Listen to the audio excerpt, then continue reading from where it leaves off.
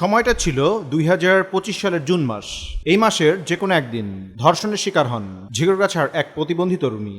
June মাসের ঠিক কত তারিখে ঘটনাটি ঘটেছিল ১৯ বছর বয়সী ওই ভুক্তভোগী তা সুস্পষ্ট করতে পারেননি। আর সেটি পারারও কথা নয়, কারণ মেয়েটি একাধারে শ্রবণ, বাক ও বুদ্ধি প্রতিবন্ধী। এদিকে ধর্ষণের ফলে অন্তঃসত্ত্বা হয়ে পড়া ওই তরুণী গত মার্চ মাসে একটি পুত্র সন্তান প্রসব করেছেন।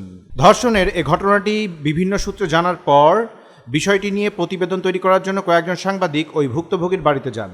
তথ্যপাত্র সংগ্রহের পর বিষয়টি নিয়ে থানা পুলিশের বক্তব্য জানতে ঝিগরগাছা থানার ওসির কাছে যান সাংবাদিকরা।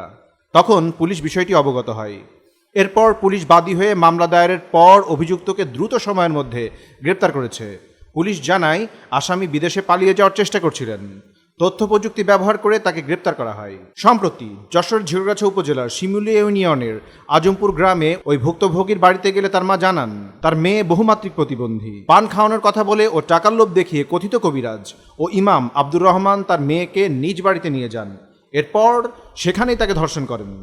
তুমি যত্ন করো, বকা দাও না তো। আব্দুল্লাহর বাবাকে, বাবার নাম জোরে বলো। নাম কি ওনার? হুজুরের নাম কি?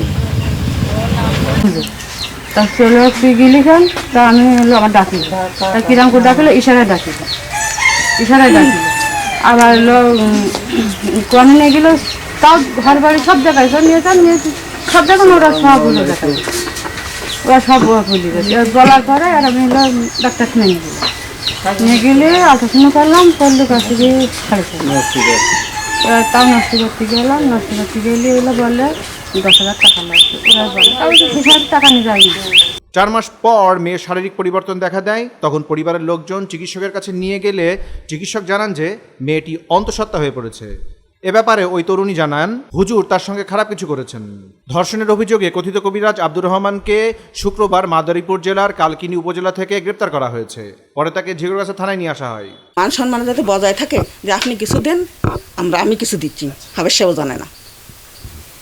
আমি কি বলেছি, এই আশেমের ভোগ আমার বলিছে যে হাফা আপনি কিছু টাকা দিয়ে দেন, ঝামেলা মিটে যাক।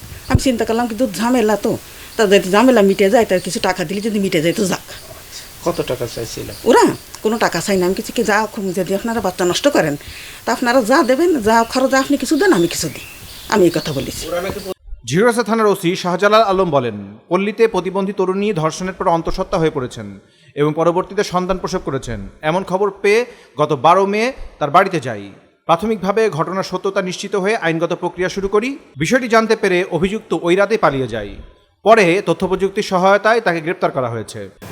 আমাদের এই আইন প্রক্রিয়ায় শুরু হওয়ার বুঝতে পেরে উক্ত মামলার আসামি কথিত কবিরাজ সে পালিয়ে যায় এবং এই মামলা হওয়ার পরবর্তীতে মামলা তদন্তকারী অফিসার SI তাপস একটি আভিযানিক দল অভিযান পরিচালনা করে বিভিন্ন টেকনোলজি ব্যবহার করে মাদারীপুর জেলার কালকিনি উপজেলা থেকে থানা থেকে তাকে গ্রেপ্তার করে নিয়ে এসেছে। জানা গেছে, এ নিয়ে এলাকায় সালিশ হলেও প্রতিবন্ধীর পরিবার দুর্বল হওয়ায় প্রভাবশালীরা ঘটনা ধামাচাপা দিতে বাচ্চা নষ্ট করার পরামর্শ দিয়েছিল। রাজি না হলে ভয়ভীতি দেখিয়ে মামলাও করতে দেওয়া হয়নি। পরে গত 19 মার্চ ওই তরুণী একটি পুত্র সন্তানের জন্ম দেন। সন্তান প্রসবের ঘটনা জানতে পেরে গত 12 মে ঝিগরগাছার স্বেচ্ছাসেবী সংগঠন সেবার প্রতিষ্ঠাতা মাস্টার আশরাফুজ্জামান বাবু সহ কয়েকজন সাংবাদিক ভুক্তভোগীর বাড়িতে যান। গিয়ে এ সংক্রান্ত তথ্য সংগ্রহ করেন। পাশাপাশি বিষয়টি ঝিগরগাছা থানার ওসিকে অবগত করেন। নিউজ ডেস্ক, দৈনিক রানার।